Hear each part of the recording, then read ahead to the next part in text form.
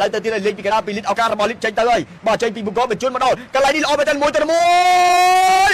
អូយអារុនសុនធ្វើមិនបានល្អទេអាយទៅពីតាវខៀវជេស៊ីមួយទៅមួយពេត្រូនេតូលើកតែមកក្បោលគោល Enzo Fernandez បាល់ក៏ត្រៀមកែចេញពីក្រុមម្ចាស់ផ្ទះបាទបញ្ជូនចុះក្រោមជាមួយនឹង Robert Sanchez ក៏ផ្ដាច់មួយជើងបាទចុចឡើងមកដល់ខាងលើតែផ្ទប់គ្នាចេញពីខ្សែការពារបាទ Justin ឡើងមកដល់ខាងលើបន្តិចឥឡូវទៅទៀតលេងពីកណ្ដាលពីលីតឱកាសរបស់លីតចេញទៅហើយបាទចេញពីបង្គោលបញ្ជូនមកដល់កន្លែងនេះល្អមែនទែនមួយទៅមួយអូយអារុនសុនធ្វើមិនបានល្អទេបាល់នេះដឹកមកមួយទៅមួយជាមួយនឹងអ្នកចាំទី Robert Sanchez អើយការបញ្ជូនប្រូខាងពីសដាំទៅកណ្ដាលចេញពីកណ្ដាលមកដល់បញ្ជូនទល់បាទល្អមែនទែនអារុនសុនបាទគាត់កាត់បញ្ជូនទៅឲ្យបាទអូកាហ្វូឬមួយក៏កាបាត់លីវិនអេដមីនគាត់ថាប្រហែលជាមានសំណាង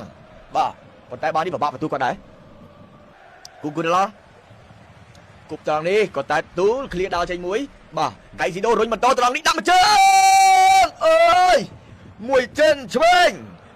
វេងរបស់ចៅពេត្រូបងប្អូនអើយបាទយើងមកមើលចោះកៃស៊ីដូបាទចង្វាក់នៅក្នុងការបញ្ជូនពីកៃស៊ីដូបាទ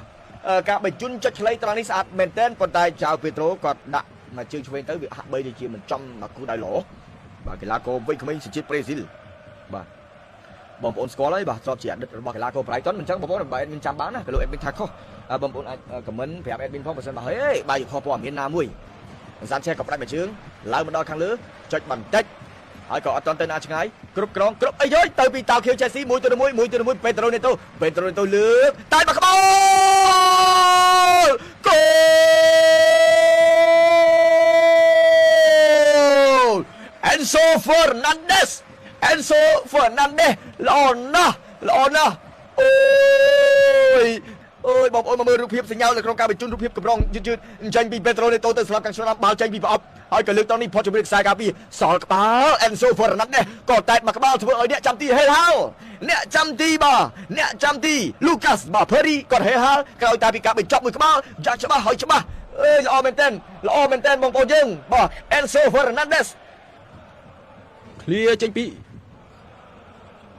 ជប់ជើងជាមួយតនតាណាឆ្ងាយមួយជើងសង្គ្រោះបានពីអ្នកចាំទី Robert Sanchez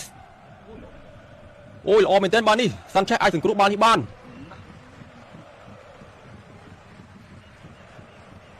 វ៉ូឡេមួយជើងនេះល្អមែនទែនបងប្អូននៅតែអាចជួយសង្គ្រោះបានពី Robert Sanchez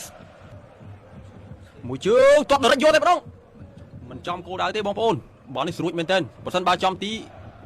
អ្នកចាំទីក៏ពិបាកសង្គ្រោះដែរ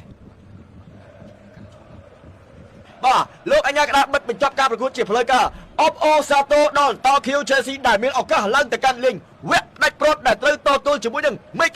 Manchester City